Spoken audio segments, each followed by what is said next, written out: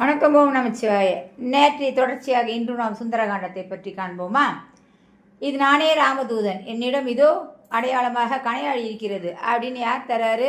ஹனுமன் தரார். அந்த கணையாழியை வாங்கிட்டு சீதா கையில் கூர்ந்து கவனித்து பார்க்குறாங்க. பார்த்துட்டு மூடிய கண்களில் அந்த மோதிரத்தை ஒற்றிக்கொள்கிறார்கள். இன்பமும் பக்தியும் அவர்களுக்கு அவ்வளோ மனசில் இன்பமும் பக்தியும் பொங்கி வருது.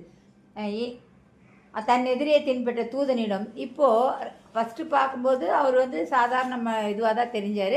இப்போ அவங்க அவரை பார்க்குற விதத்தில் தாயன்போடு பார்க்கிறார்கள். ஆஞ்சநேயன் ஜானகி தேவியிடம் இனி நிகழப்போவதை தெரிவித்தான். இனிமேல் என்ன நடக்க போகுது அப்படின்னு அவர் ஜானகி தேவிகிட்ட சொன்னார். அவர் என்ன சொன்னார்?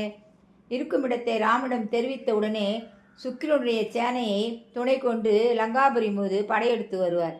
இப்போ நீங்கள் தான் இருக்கீங்க, நான் போய் சொல்லிட்டேன். உடனே அடுத்த வினாடி ராமர் சுக்ரீவனுடைய படையை தலைமை தாங்கி இங்கே லங்காபுரியை நோக்கி படையெடுத்து வரப்போகிறார் அப்படின்னு சொல்கிறாரு. ராவணனையும் அவனுடைய வம்சத்தையும் அவன் ஒழித்து தள்ளுவான். ராவணன் அவன் வம்சம் எல்லாத்தையும் ஒழித்து தள்ளி விடுவாங்க. சீதா பிராட்டியை அவன் மீட்டெடுப்பான். ராமன் மீட்டெடுப்பார். ஆக வரப்போகிற செயல்களை குறித்து வாயுகுமாரன் இவ்வாறெல்லாம் சொல்கிறார். அதனால் நீங்கள் வருத்தப்படாதீங்க சீதா தேவி, நான் போய் சொன்ன உடனே அடுத்த செகண்ட் எல்லாருமே கிளம்பி வந்துடுவோம். இப்பொழுது மைதிலியின் மனதில் மற்றொரு ஐயம். இப்போ இன்னொன்று 10 மாதம் நான் சிறை கைதியாகிவிட்டேன். இன்னும் 2 மாதங்கள் தான் பாக்கி. அதற்கு மேல் ராவணன் அவளை உயிரோடு வைத்திருக்க மாட்டான். இந்த 2 மாதங்களுக்குள்ளாக அவன் விடுதலை பெறாவிடில் கொலை பண்ணிவிடுவான். அதெல்லாம் கொலை பண்ணிவிடுவான். அதன் பிறகு ராமன் எடுத்துக்கொள்ளும் முயற்சியெல்லாம் பலரற்றவையாக போய்விடும். இப்பொழுது ராமத்தில் அவனுடைய விடுதலைக்கான செய்தி வந்திருப்பதால் உயிரை மாய்த்து கொள்ள அவளுக்கு சுதந்திரம் இல்லை. ஆக இது இப்போ நம்ம சாகக்கூடாது. ஏன்னா இப்போ வந்துட போகிறார் அவர். ஆக இருதலை கொள்ளி எறும்பு போல அவளுடைய மனசு அலைப்பாய்ந்தது.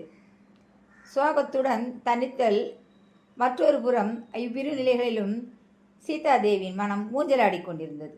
மைதிலி தேவிக்கு அமைந்திருந்த தடுமாற்றத்தை ஒரு நொடி பொழுதில் சமாளிக்க ஆஞ்சநேயன் புதிய உபாயம். உடனே ஒரு ஆஞ்சநேயருக்கு ஒரு உபாயம் தோணித்து. முதலில் யோக சித்தியை கொண்டு தன்னுடைய உடலை எவ்வளவு பெரியதாக வேண்டுமானாலும் அமைத்து கொள்ளலாம். திறமை தனக்கு இருந்ததை நிரூபித்தான். அடுத்தபடி பெரியதாக மரக்கட்டை ஒன்றை வைத்து அதன் மீது அமர்ந்து கொள்ள வேண்டும். இந்த மரக்கட்டை என்று விளையாட்டு போன்று வானத்தில் அப்படியே பறந்து வானவெளி நோக்கி தூக்கி சென்று லங்காபுரியில் ராமனுடைய சன்னதியில் இறக்கி வைத்து, நீங்கள் இந்த மரத்தில் ஏறி உட்காருங்க, நான் லங்காபுரிக்கு உங்களை அப்படியே கொண்டு போய் வச்சிடுறேன் அப்படின்னு சொல்கிறார். அதுக்கு சீதாதேவி என்ன பதிலளித்தார்? அப்படியே நான்